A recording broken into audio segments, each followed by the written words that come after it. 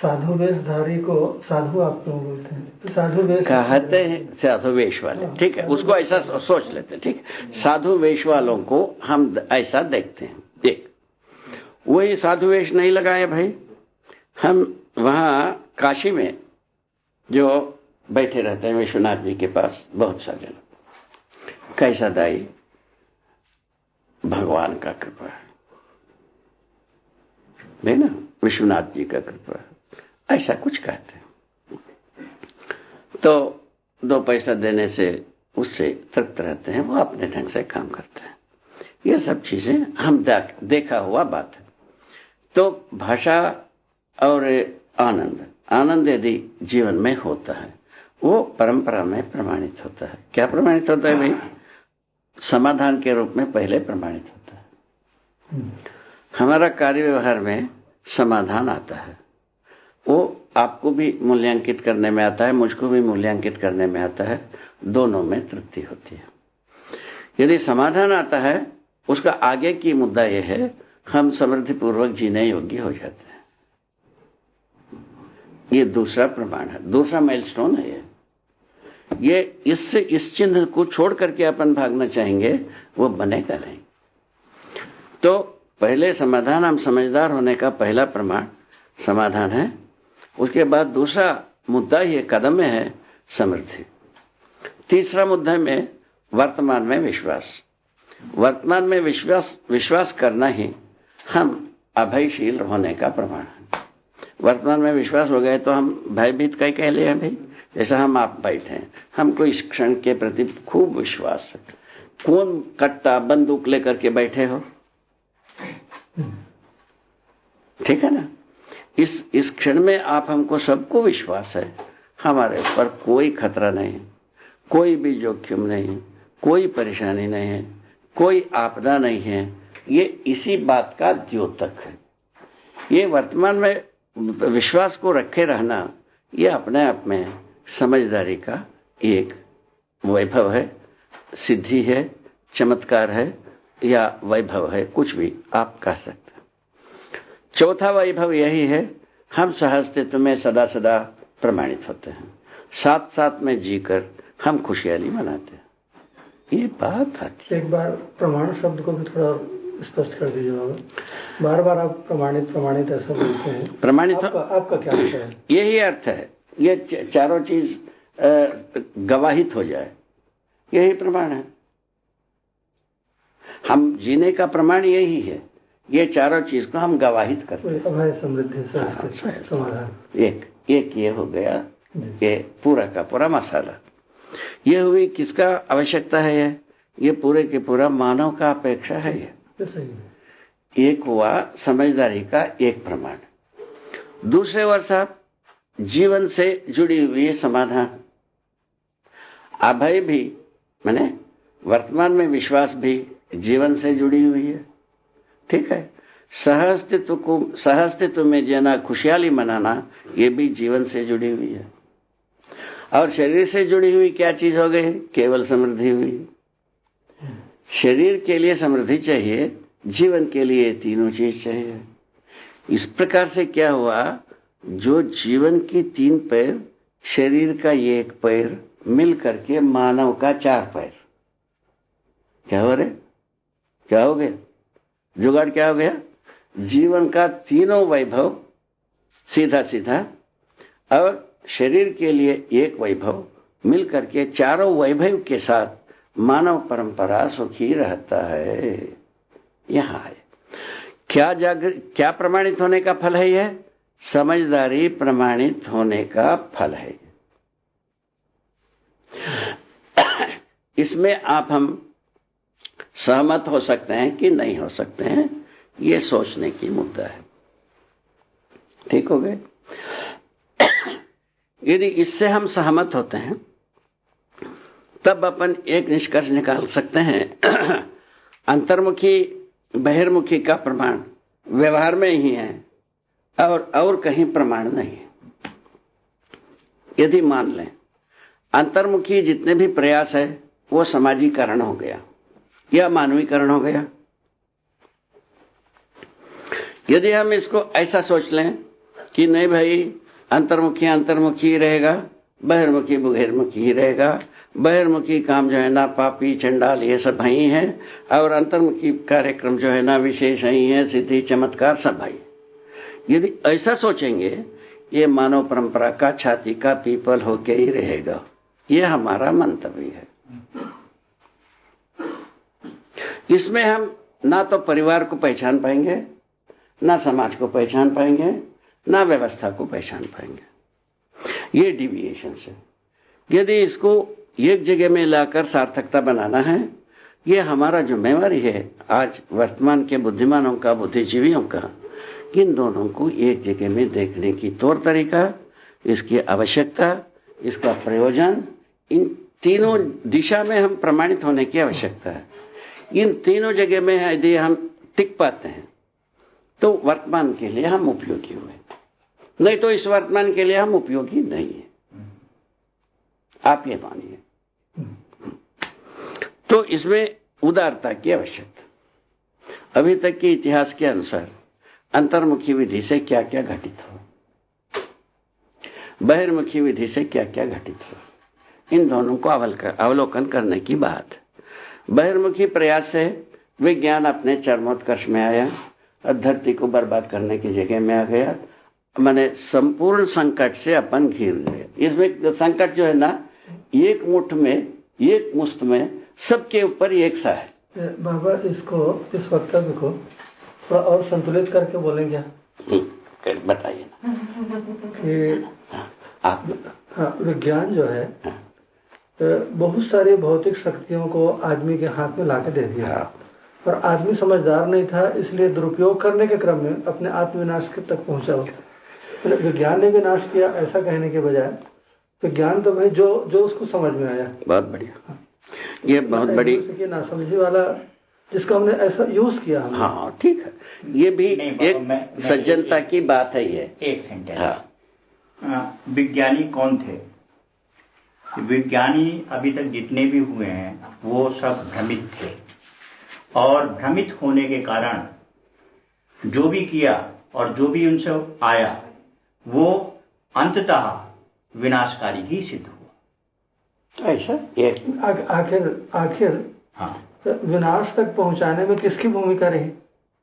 आदमी की भूमिका रही। वही आदमी की भूमिका क्यों रही? क्योंकि बेचारा समझदार नहीं था, या अपने को नियंत्रित नहीं कर पाया किसी स्वार्थ के लिए। ठीक है, चाहे वो राजा हो, चाहे वो कोई बड़ा आदमी हो, अपने स्वार्थ के लिए तत्काल। हाँ, बस यहाँ से ठीक हो जाता है, यहाँ से ठीक हो जाता है। दूसरे ओर क्या है, विज्ञान इसीलिए हम नाम दिया, परंपरा क्या है तो विज्ञानी ही किया है। मेरे अनुसार भी आप भी वही कहना चाहते हैं, बाबा भी आप भी वही कहना चाह रहे हैं। हम समझता हूं अपन एक मत है इसमें। क्या है, विज्ञान परंपरा ये कहता है आदमी को मानता नहीं है।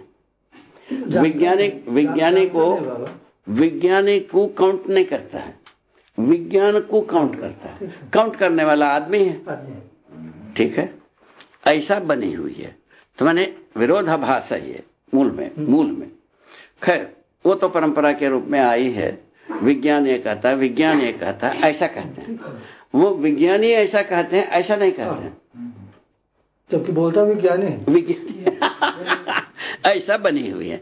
उसी आधार पर हम ऐसा भाषा प्रयोग कर दिया, आपका और ज्यादा काफी संतुलित हो सकता है। ठीक बात कर रहे हैं आप। ठीक है, तो इस जगह में हम माने की बात बहिर्मुखी विधि से, ये बहिर्मुखी विधि की बात। क्लेश बड़ा की घटा पूछा जाए तो क्या निकलता है? क्लेश का संभावना बढ़ी या घटी पूछा जाए तो क्या निकलेगा आदमी के मन में? बड़ी हो, ये निकलता है। मैंने जब सारा मनुष्य ही नाश होने की जगह में ला दिया, क्लेश का संभावना बढ़ी कि घटी?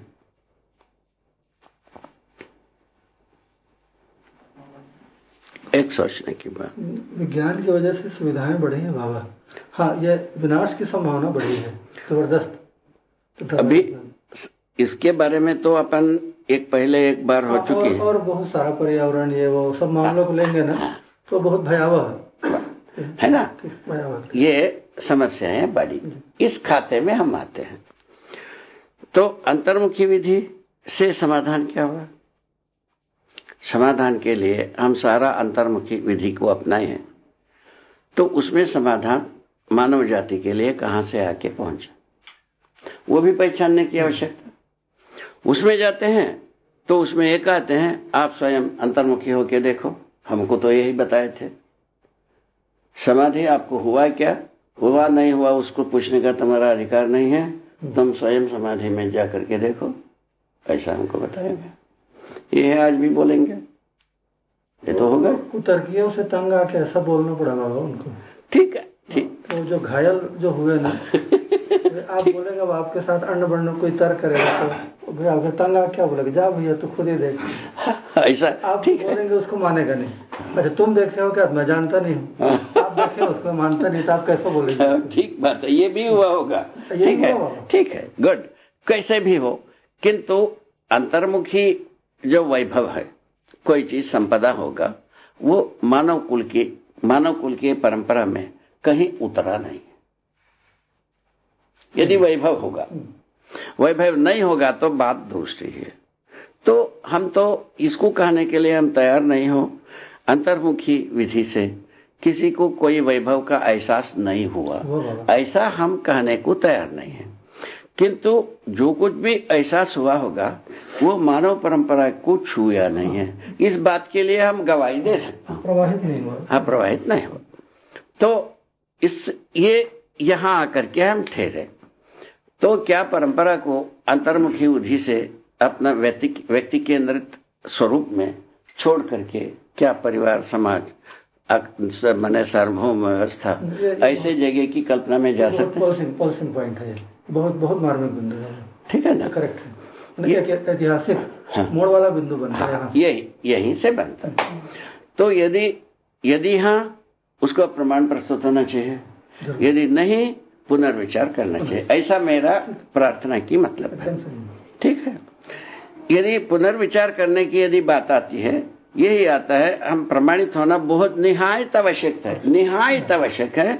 प्रमाण बिंदु जो है ना व्यवहार में ही है, व्यवहार परस्पर मानव के साथ ही है और नैसर्गिकता के साथ ही है, पर्यावरण के साथ है और मानव के साथ ही हमारा संबंध है। इसी संबंधों में हम प्रमाणों को प्रस्तुत करना है। किस प्रमाणों को? समझदारी का प्रमाणों को। ये तो माना गया कि जो अंतर्मुखी आदमी समझदार है ही है, ये तो मानी हुई बात है। माने आप भले ना मानो, अंतर्मुखी जो है आदमी वो भले ना माने, किंतु लोग तो मान के ही बैठे। ये बहुत हम समझता हूं बहुत प्राचीन काल से ये परंपरा रही है ऐसे मानना। ये तो उसका गवाही मैं ही हूं, उसमें हमको कोई शंका नहीं। अब जो समझदारी का, यदि सर्वोपरि समझदार आदमी यही है, हम लोग अंगुली न्यास करते रहे, वो आदमी है तो व्यवहार को छोड़ना है। हम आपको एक बार बताया, जब रमन महर्षि जैसा आदमी, हम उस समय में बचपन था, तो वहाँ के सारे बुजुर्ग परिपक्व आदमी सभी लोग कहते हैं ये ब्रह्मज्ञानी है। हम भी जाकर के उनसे मिला हूँ। उसके बाद हम यही आशा रखे थे, उनको हम जैसा हमारा रवैया है उस ढंग से उनके साथ पेश आए नहीं। हम वो लोगों के सहमति जैसा था वैसा उनके साथ पेश आया। उसके बाद हम ये सोचते रहे इनसे कोई ना कोई चीज मानव के लिए संगत विधि निकलेगा। अंत में क्या किया, हु आयाम एक किताब लिखा है, वो मरने की बाद छपा वो। ठीक है, तो सन 52 में उनका शरीर शांत हो गया। ठीक है, उसके बाद वो किताब छपा हुआ है। वो किताब को संयोग से हम अमरकंटक में देखा। वो जो पूर्णांजी तीर्थ हमको ला करके दिखाया। उसको देखने पर वही जो वेदांत है अपना, वेदांत शास्त्र दर्शन, उसी को वह समर्थन करते हैं। इस ढंग से बात बन रही है। वो तो पहले से वेदांत दर्शन रखे हुए, उसके साथ सिरफोड़े हम कर ही रहे हैं। तो आप समर्थन दे के चले गए, उसका प्रयोजन बता नहीं पाए, तो क्या होगा? व्यवहार से छूता नहीं है, अछूता रहे। उससे ज्यादा हम आशा रखा हुआ आदमी हमारे मन में और कोई नहीं है। वास्तविक में समाज को कुछ दे जाएगा ऐसा जो हम छानबीन करके सोचे थे, वो एक ही आदमी, वो भी नहीं दे पाया। अब उसके बाद क्या किया जाए, कहाँ जाया जाए? तो ये रिक्तता जो है मानव परंपरा से दूर होने की आवश्यकता। ठीक हो गया। इधर से कोई चीज मिलता ही नहीं है, इधर में गुणात्मक परिवर्तन कैसा होगा? जिस प्रकार की विन्यास से, कार्य से, मुद्रा से, भंगिमा से, स्थिति से हम ये सोचते हैं इनसे सभी कुछ मिल सकता है, वहां से यदि कुछ भी नहीं मिलेगा, उसका दूसरा भाषा से ये बहिर्मुखी कार्य सब क्लेश और द्वेष की काम है और अंतर्मुखी क्लेश द्वेष से मुक्त है। ये कुल मिलाकर के बेसिक है। तो यदि क्लेश द्वेष से मुक्त आदमी है, वो व्यवहार में यदि प्रमाणित नहीं हो पाता है, तो भ्रम में है कि वो ज्ञान में है, उसको कैसे क्या होगा? ये जब आदमी को देने के लिए कोई धने नहीं पैदा होगा, कब तक ये अंतर्मुखी को अगोरा जाए?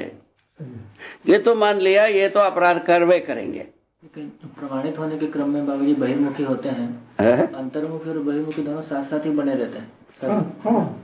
क्या बात? अभी का जो अंतर्मुखी और बहिर्मुखी दोनों अलग अलग चीजें हैं। मैंने प्रेरित लाभ में जीना मैंने बहिर्मुखी, और अंतर्मुखी होना मैंने कुछ ज्ञान और मोक्ष है। ज्ञान को समझ पूर्वक प्रमाणित होना जिनके लिए बहिर्मुखी होना, वो अंतर्मुखी उसमें साथ साथ चलता ही है। ये अंतर्मुखी में यदि ये साक्षात्कार हो जाता है, बोध हो जाता है, अनुभव हो जाता है, प्रमाणित हो जाता है, क्या चीज? मोक्ष। उसको व्यवहार में प्रमाणित करिए।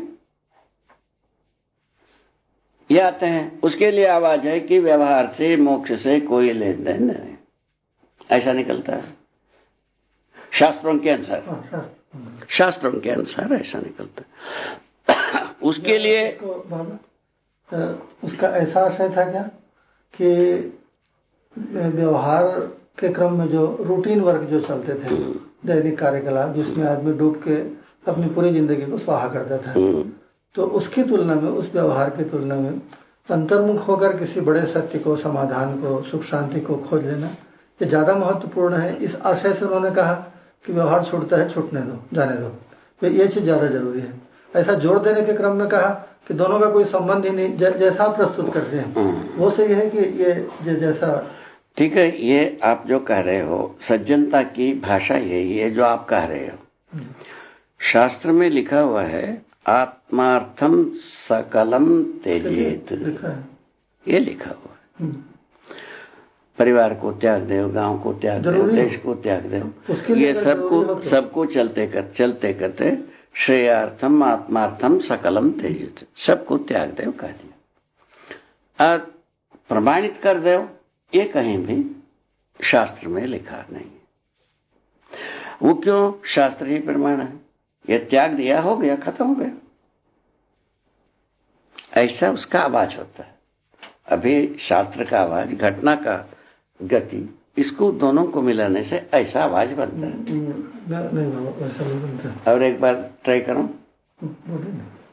तो देखिए, एक मिनट, उसमें क्या पूरा डिस्टिंग्विश किया है बाबा। जैसा शास्त्रों का सार लेके तुलसीदास जी ने रामायण को रखा, तो एक आदमी जो घर छोड़ता है ज्ञान के लिए, एक आदमी जो साधना करता है, प्रक्रिया में है, एक आदमी जो ज्ञान को उपलब्ध हो जाता है, एक आदमी जो ज्ञान को उपलब्ध होने के बाद उसको अभिव्यक्त करता है। ऐसा उसका कैटेगराइजेशन है, वर्गीकरण उन्होंने किया है।